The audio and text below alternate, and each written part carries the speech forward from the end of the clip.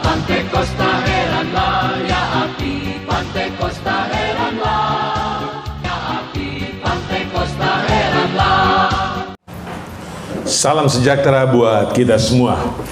Mari kita semua berkata haleluya. Saudara-saudara sekalian, firman Tuhan ini dipancarluaskan melalui GPD Rumahku dan juga TV Pantekosta. Kita bahas tentang 14 kunci berkat. Haleluya, shalom, salam sejahtera bagi kita semua. Selamat bertemu lagi saudara-saudara kita di TV Pantekosta dan juga GPD Rumahku. Kita sedang membahas 14 kunci berkat. Dan tadi pagi kita telah membahas 7 kunci berkat bagian pertama. 1, rajin bekerja dan berusaha. 2, mendengarkan firman Tuhan. 3, suka membantu dan memberi pinjaman. 4, takut akan Tuhan. Yang kelima, hidup rukun. Dan yang keenam, menjadi orang benar. Yang ketujuh, banyak memberi. Nah, sekarang kita akan lanjutkan pada poin yang kedelapan. Kedelapan adalah pedagang jujur. Dunia di mana kita tinggal itu identik dengan dunia usaha, dunia dagang. Dan di dalam dunia dagang kadang-kadang rakus, kejam, sadis, saling makan dan saling menghancurkan. Tetapi bagi pedagang-pedagang Kristen, maka dia harus menerapkan pola dagang moral yang baik.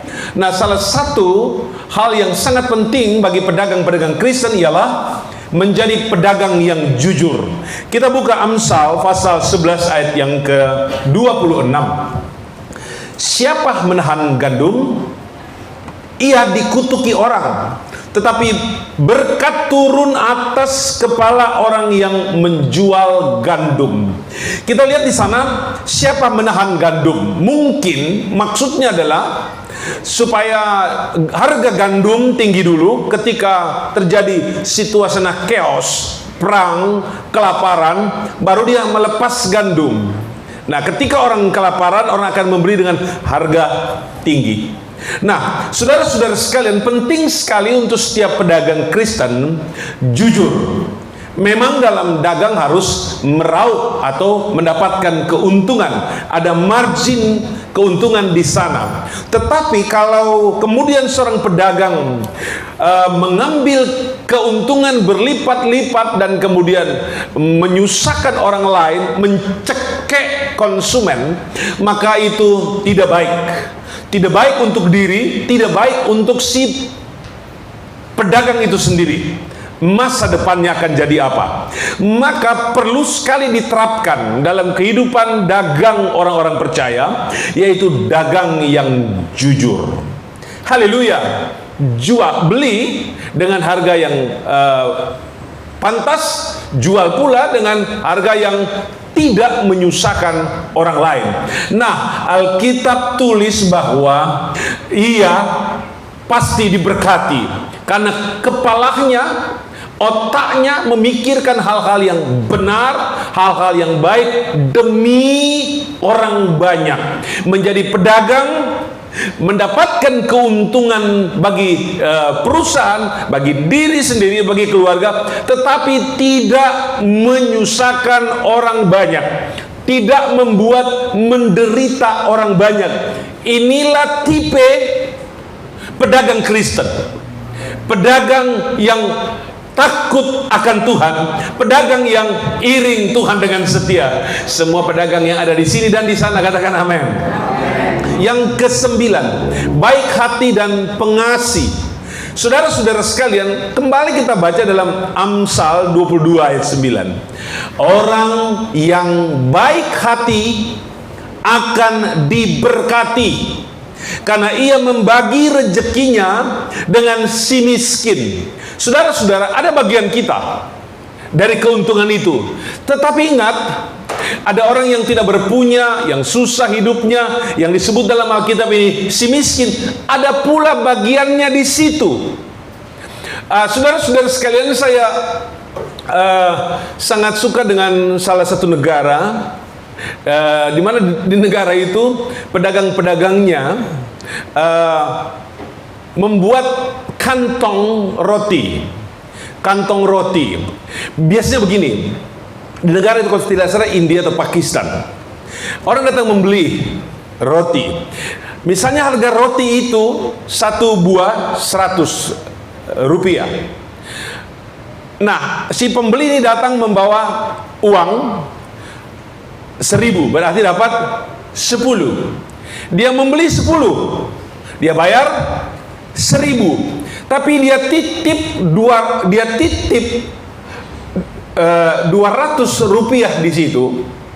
Kemudian yang dua roti kelebihan ini dia taruh di kantong, atau si pedagang itu taruh di kantong, bukan untuk dia dan bukan untuk si pedagang. Nah, si pedagang itu akan sangat jujur. Dia tidak akan mengambil yang ada di kantong itu dan mengembalikan ke rak-rak jualan. Tetapi nanti ada orang miskin datang, orang susah datang, dia akan melihat ke situ. Dan si tuan toko akan berkata, "Ibu, di situ ada roti untuk ibu atau untuk bapak." Kadang-kadang terkumpul satu keranjang, karena di kawasan itu, di daerah itu banyak pembeli-pembeli yang membayar lebih, tapi lebihnya ditaruh di kantong untuk orang miskin. Ada hak dari orang yang lain. Ini yang disebut orang baik hati. Tidak melulu untuk diri sendiri, tidak semua untuk diri sendiri. Nah, bagi kita orang Kristen, kita sudah tahu itu. Ada bagiannya hamba-hamba Tuhan di perintisan, ada bagian dari hamba-hamba Tuhan yang membuka ladang baru, ada bagian dari para penginjil. Nah, ini kita bisa lakukan. Dan ini yang disebut baik hati. Orang yang baik hati dan pengasih seperti ini, ia akan diberkati oleh Tuhan. Katakan amin. Ini adalah kiat-kiat berkat, rumus-rumus berkat yang kita harus tahu sebagai orang-orang Kristen. Saya percaya kalau kita baik hati dan pengasih seperti ini, Tuhan yang melihat kita baik hati, Tuhan yang akan berbaik hati kepada kita. Tuhan yang melihat dan memeriksa kita sebagai orang yang suka mengasihi. Tuhan yang adalah pengasih pasti akan mengasihi kita. Katakan amin dengan suara yang keras. 2, 3. Yang ketiga, senang atau suka memberi peringatan, memberi nasihat. Di dalam Amsal 24 ayat 25, tetapi mereka yang memberi peringatan akan berbahagia, mereka akan mendapat ganjaran berkat. Apa maksudnya itu? Memberi peringatan ini seperti kalau kita tahu di sana ada kebakaran, kita ingatkan orang, ingat di situ ada kebakaran. Atau kita memberi peringatan kepada seseorang yang sedang melakukan perjalanan, "Pak, di sana ada jalan yang runtuh dan lubang, hati-hati." Itu memberi peringatan. Atau hati-hati di sana, sering ada pencegatan dari penjahat. Dia memberi peringatan, memberi orang pengertian, menyampaikan kepada seseorang bahwa di sana berbahaya, di sana sulit. Nah, cara-cara ini adalah cara-cara bijaksana untuk menolong orang lain. Kita tidak mau orang lain celaka. Kita tidak mau orang lain binasa. Kita tidak mau orang lain mendapatkan hal yang buruk di dalam hidupnya. Kita beri nasihat. Misalnya kita berkata kepada seorang, "Jangan lakukan itu, jangan buat itu berbahaya untuk kamu. Jangan narkoba, jangan A, B, dan C, jangan korupsi." Kita mengingatkan orang supaya orang jangan melakukan yang salah. Alkitab bilang mereka akan berbahagia dan akan mendapatkan ganjaran berkat. Kalau kita melepaskan dia pergi, kemudian dia celaka, kemudian kita berkata, "Rasain lo." Nah, berkat akan atas orang itu berkurang atau ditiadakan, dihabiskan oleh Tuhan. Tetapi marilah kita menjadi orang yang senang memberi peringatan. Berkat Tuhan, berkat bahagia dan ganjaran berkat menjadi milik kita semua. Katakan haleluya. Yang ke-11, dapat dipercaya. Banyak orang tidak berpendidikan masuk ke sebuah perusahaan, padahal di situ ada banyak orang berpendidikan sampai pendidikan strata 1, strata 2. Tetapi yang mendapatkan posisi penting bukan orang yang bergelar tinggi, tetapi justru pada orang-orang yang tidak memiliki pendidikan yang tinggi. Ternyata kuncinya adalah dapat dipercaya, atau orang itu adalah orang yang jujur. Kita lihat Amsal 28 ayat 20. Orang yang dapat dipercaya mendapat banyak berkat. Saya baca dan suruh lanjutkan. Orang yang dapat dipercaya, kurang kompak. Orang yang dapat dipercaya, tetapi orang yang ingin cepat menjadi kaya tidak akan luput dari hukuman. Ini kita lihat ada dua kalimat yang berbeda. Yang satu orang yang dapat dipercaya, yang kedua orang yang mau cepat kaya. Haleluya. Saya yakin dan saya percaya orang yang dapat dipercaya itu bisa menjadi kaya.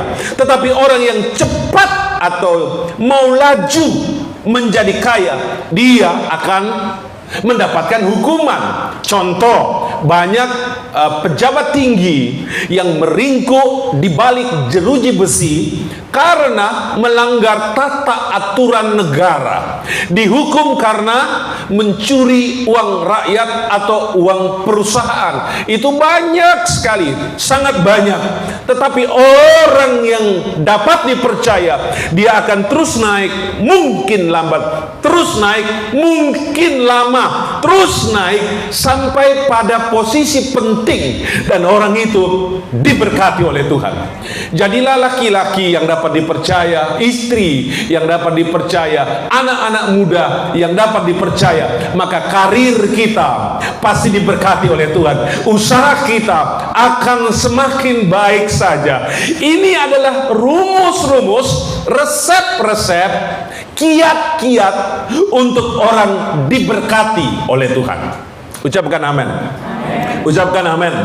Ada banyak buku-buku pintar yang mengajak orang, mengajar orang untuk bisa kaya. Ada banyak seminar-seminar yang dilakukan dan orang bayar sampai 1 juta untuk kelas-kelas bagaimana menjadi orang kaya, orang hebat, orang luar biasa. Ada banyak sekali perguruan-perguruan tinggi terkenal di dunia yang mencetak orang-orang hebat dari segi dunia bisnis dan usaha. Betul. Tetapi kita banyak melihat orang-orang gagal, hancur, berkeping-keping.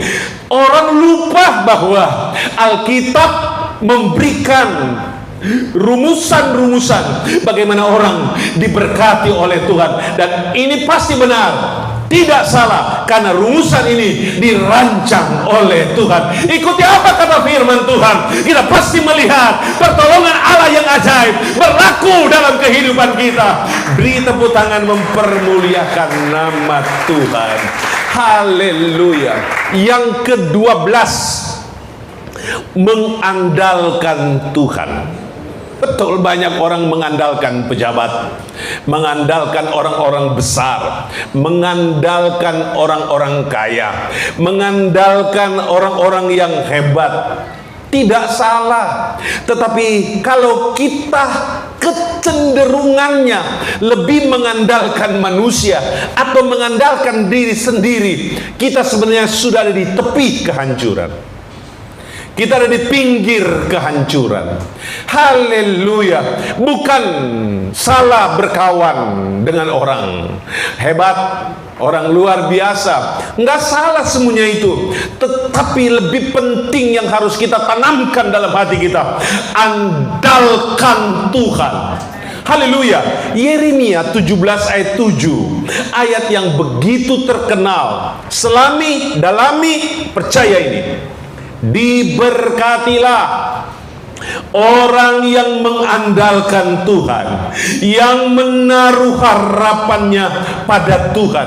Ada dua kata penting ini di sini yang kita perlu ambil, tanamkan di otak dan di hati. Yang pertama, andalkan Tuhan.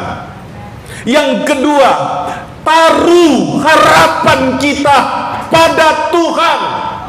Jangan kita andalkan lembaga manusia. Jangan, itu bisa mengecewakan. Jangan semata-mata kita menaruh harap kita hanya kepada manusia. Itu berakhir menyedihkan kadang-kadang. Tetapi percayalah bahwa apabila kita mengandalkan Tuhan, kita pasti diberkati. Apabila kita berharap kepada Tuhan, kita pasti diberkati oleh Tuhan.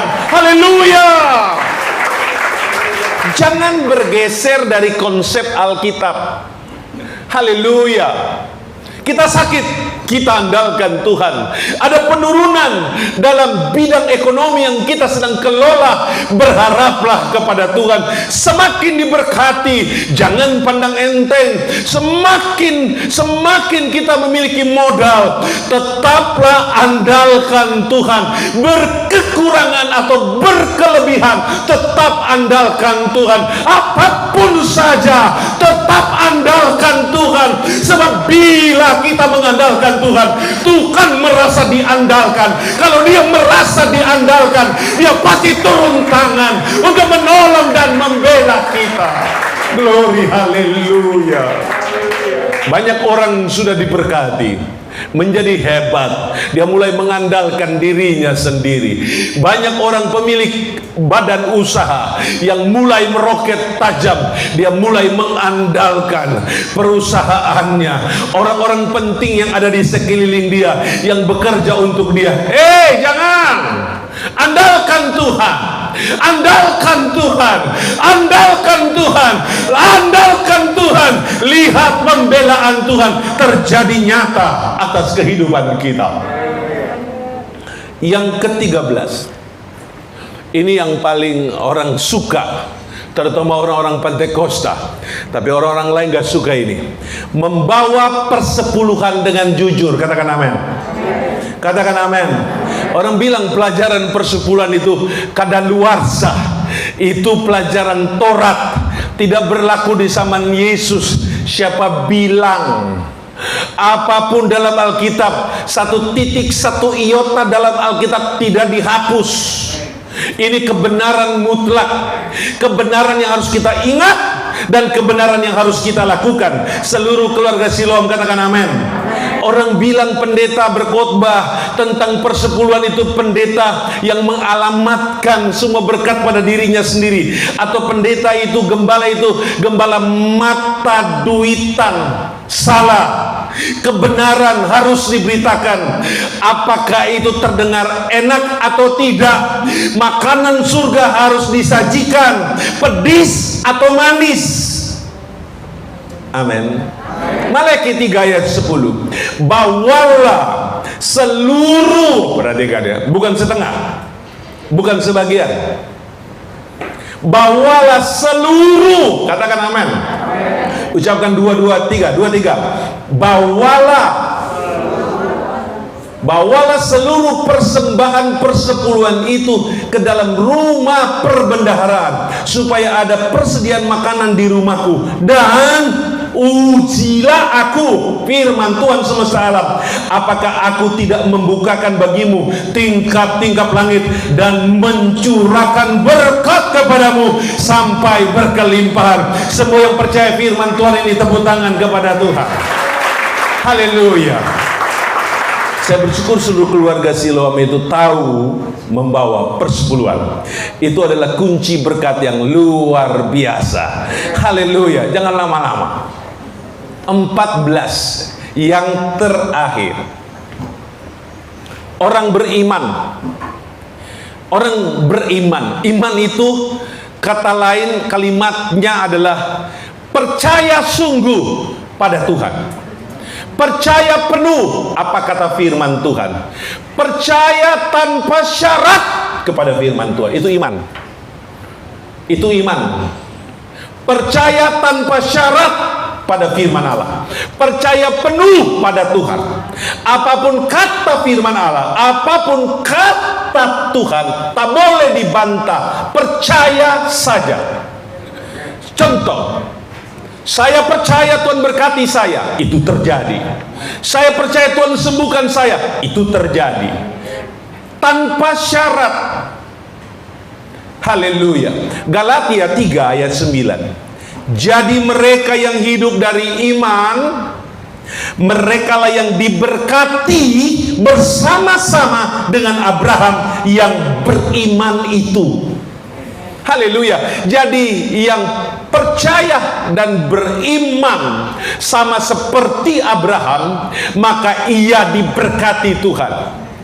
Contoh yang kita tahu bahwa Tuhan suruh, perintahkan Abraham bawa anaknya dipersembahkan di Gunung Moria. Ia tidak bantah, dia lakukan itu sekalipun anaknya mati, disembelih, dijadikan korban di atas Gunung Moria kepada Tuhan. Dia berangkat dan tega-teganya dia pikulkan kayu bakar itu pada Ishak anaknya. Dia pergi tanpa melakukan protes. Nah, anak-anak Tuhan, orang percaya, hamba-hamba Tuhan, apapun kata firman Tuhan, jangan protes. Gak boleh bantah. Lakukan itu, kerjakan itu, buatlah itu. Itu disebut iman. Haleluya. Keluarga Silau mau melakukan itu? Dia berangkat dan naik gunung. Sesampainya di atas, ini soal iman, ia tidak kemudian melakukan komplain terakhir. Tuhan, sebetul ini anakku semata wayang, apakah aku harus tikam dan sembelikan dan curahkan darahnya kemudian membakar dia? Tidak. Diangkat belati. Saat dia mau tikamkan kepada anaknya, maka dia dicegah oleh Tuhan.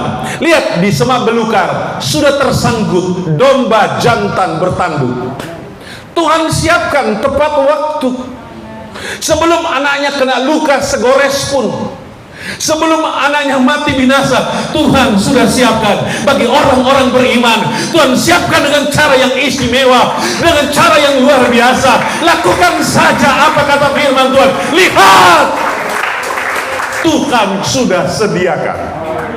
Tuhan sudah sediakan. Tuhan sudah siapkan. Haleluya. Dia langsung buka ikatan anaknya. Haleluya. Dia lepaskan semuanya itu. Bersama-sama dengan anaknya, dia mengambil domba jantan itu, dan domba jantan itu disembelih. Di situ ada ucapan syukur karena Tuhan memberikan jawaban yang tidak lama. Tuhan memberikan jawaban yang tidak terlalu cepat, dan Tuhan memberikan jawaban yang tepat waktu. Ada Tuhan, ada pertolongan Allah yang besar. Glory, haleluya. Saya ringkas kembali 14 kunci berkat. 1, rajin bekerja dan berusaha. Katakan amin. 2, mendengarkan firman Tuhan. Lebih keras, suka membantu dan suka memberi pinjaman. 4, takut akan Tuhan. 5, hidup rukun.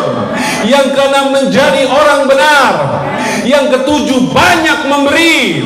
Yang 8, menjadi pedagang yang jujur. 9, baik hati dan pengasih. 10, senang memberi peringatan. 11, dapat dipercaya. 12, mengandalkan Tuhan. 13, membawa persepuluhan. Lebih keras. Yang 14, menjadi orang yang beriman. Kasih tepuk tangan, permuliakan Tuhan, hormati Tuhan. Terima kasih banyak Tuhan. Terima kasih banyak. Ya api Pantekosta heranlah. Ya api Pantai Costa heranlah.